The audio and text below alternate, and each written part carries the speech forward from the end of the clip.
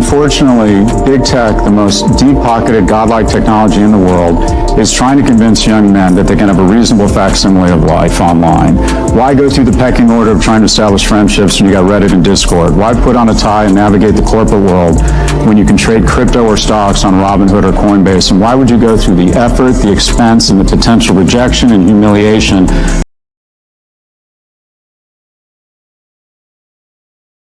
by young American men today stunned both the audience and mom. So I read the book, the percentage who live at home, still live with their parents. What are those numbers?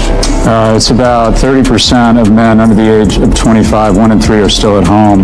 1 in 5 are still at home by the age of 30. So yeah. Is that economic or emotional or both? Yes, it's one. Men aren't. I mean, effectively what you have is they're up against this indomitable enemy, and that is 20% or 40% of the S&P is now 10 companies whose primary mission is to get you as glued to a screen for as long as possible. Any minute they can keep you on a screen longer is billions of dollars. And a young man's brain, which prefrontal cortex is less mature, is more susceptible to that need for dopa.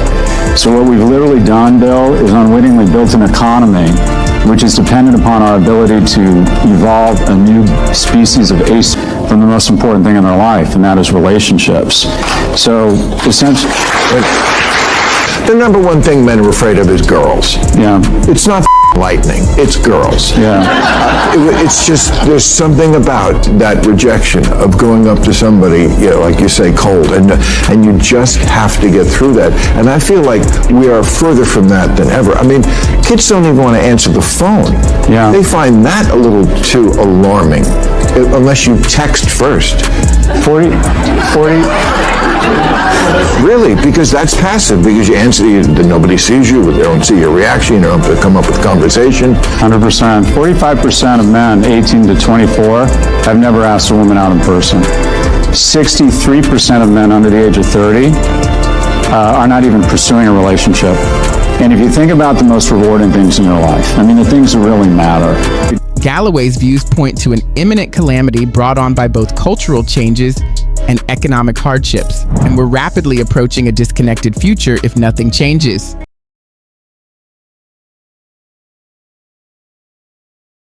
Fortunately, big tech, the most deep-pocketed, godlike technology in the world, is trying to convince young men that they can have a reasonable facsimile of life online.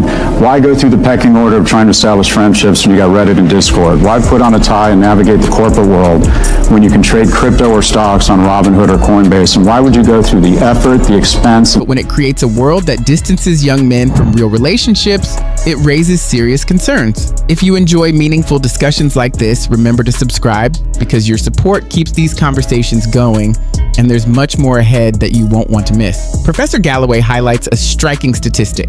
A large portion of American men under 30 still live with their parents. Around 30% for those under 25, and even by 30, 1 in 5 remains at home. This isn't just a passing trend, it reflects tough economic realities where steady jobs are harder to find, wages often fall short, and living costs keep rising, making home ownership feel out of reach for millennials and Gen Z. Many young men stay with family not out of laziness, but out of fear of financial instability. Yet money isn't the only factor. Shifting expectations of what it means to be a man leave many feeling unsure of their role in modern society. Technology adds another layer as apps and online communities built by tech innovators offer quick surface-level interactions that can never replace real human contact, leaving users feeling connected and isolated at the same time. Spaces like Reddit or Discord promise belonging but lack the emotional depth of face-to-face friendships, while online trading platforms create the illusion of progress without providing the real-world experience needed for long-term growth. It's easy to point fingers, but young men today stand between familiar traditions and a digital world that seems simple, fast, and safe, even though it often leads to more isolation. Meanwhile, modern feminism has made important strides toward equality, reshaping the social landscape and influencing how young men see themselves in today's changing world. Well, I'm not sure when this trend started, but I'm going to blame the 1987 movie 3 Men and a Baby.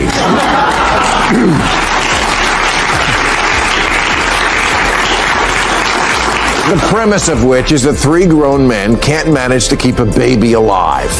The same year gave us Married with Children, with its idiot shoe salesman of a father, followed by an endless parade of eye-roll short bus dads, Homer Simpson, Family Guy, Modern Family, Malcolm in the Middle, Everybody Loves Raymond, Home Improvement according to Jim.